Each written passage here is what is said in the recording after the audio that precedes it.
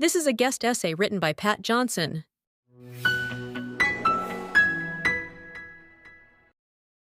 Does the date September 28th, 2000 mean anything to you?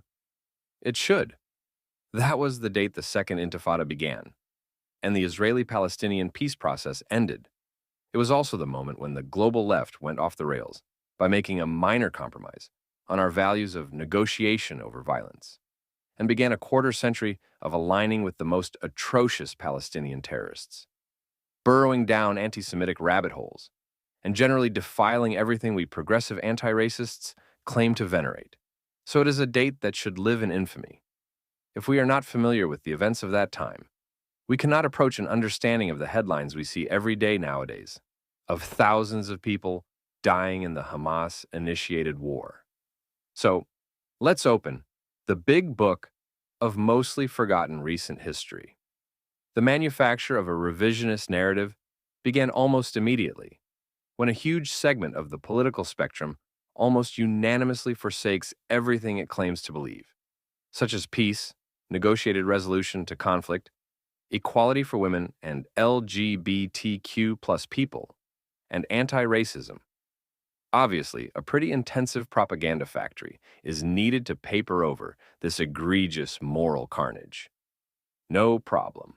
The violence apologists of the West were ready with justifications, just as the participants in the Intifada were ready with stockpiles of stones to supply their quote-unquote spontaneous uprising.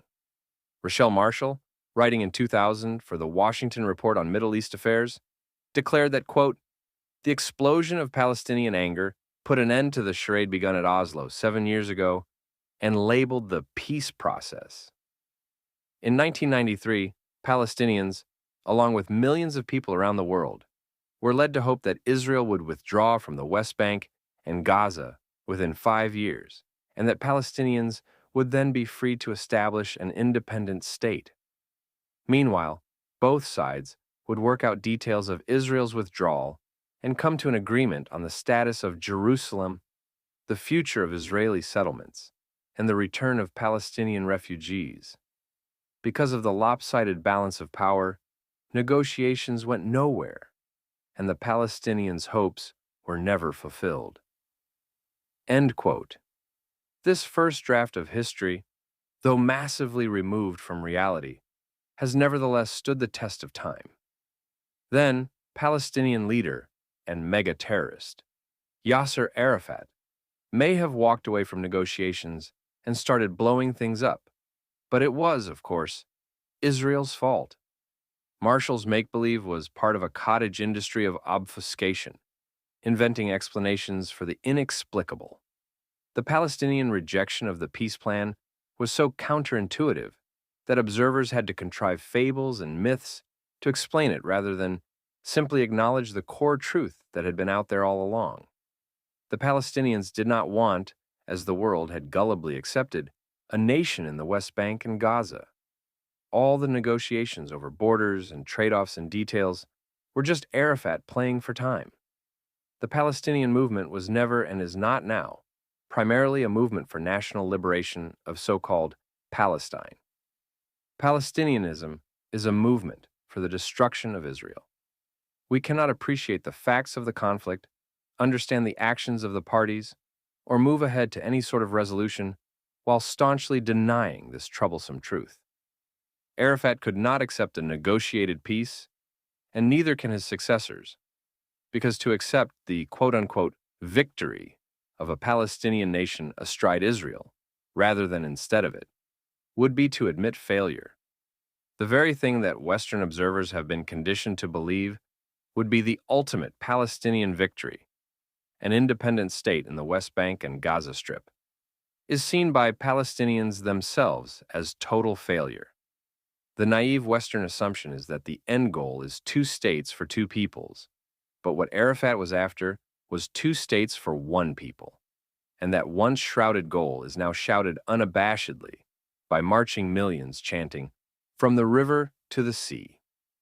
The cognitive incompatibility of the world's gullibility with the truth of the maximalist Palestinian objective necessarily begat outlandish revisionism that attempted to paint the 1990s Oslo Accords so-called peace process as a fraud, a conspiracy with some ominous thumb on the scale tipped to Israel's advantage, a massive intrigue to screw Palestinians out of what was rightly theirs. It is a symptom of the character of Western leftists that we almost universally adopted these misrepresentations, and it is why we now find ourselves down a road of moral catastrophe from which it will be difficult to reverse. Historian Ilan Pape wrote of the peace process, quote, Israel used it as a means to grab more land, build more colonies, and annex more space. The status quo was the solution. The basic Zionist quest is for control, direct or indirect, over the whole of Palestine. End quote. Like much of the narrative, this is a direct projection. The peace process ended because the Palestinians demanded all of quote-unquote Palestine and all of Israel. To paper over this fact, it is necessary to recast the Israelis' offer as a Zionist land grab.